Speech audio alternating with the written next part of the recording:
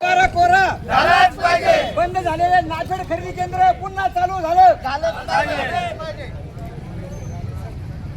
कांद्याला 1500 रुपये क्विंटल प्रमाणे अनुदान मिळालं पाहिजे। कांद्याला भाव मिळाला पाहिजे। 7-12 कोरा पाहिजे, या मुदतीपर्यंत पाहिजे।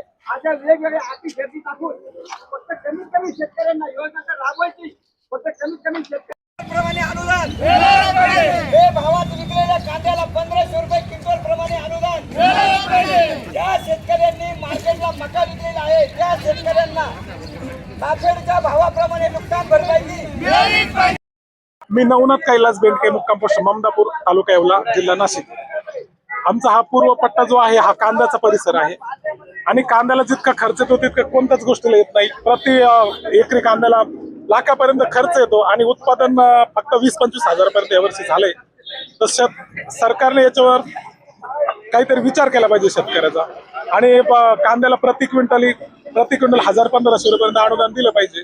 आणि जी कर्जमाफी झाली चालू वर्षी 2025-26 ला, तर त्यामध्ये कोणताही निकष न ठेवता सरसकट उतारा शेतकऱ्याचा कोरा करावा तरच शेतकरी वाचेल। ही सरकारने याची दखल घेतली पाहिजे आणि जे स्थानिक लोकप्रतिनिधी असतील, आमदार खासदार असतील, यांनी सुद्धा हा शेतकऱ्याचा विचार केला पाहिजे। आपण ज्यावेळेस निवडणुका येतात आपण कळकळीनं शेतकऱ्याला आश्वासनं देतो, खूप कळकळ दाखवतो आपल्याला निवडून येण्यासाठी, पण ज्यावेळेस आपण तिथपर्यंत जातो तिथपर्यंत सगळं विसरून जातात लोकप्रतिनिधी आणि शेतकऱ्याचा विचार कोणी कधी करत नाही। हे चुकीचं आहे। त्यांनी सगळ्या गोष्टी व्यवस्थित तिथं मांडल्या पाहिजे आणि शेतकऱ्याची बाजू सखोलपणाने तिथं विचार केला पाहिजे आणि न्याय दिला पाहिजे शेतकऱ्याला। ही कळकळीची आपल्या सर्व ग्रामस्थांच्या वतीने विनंती।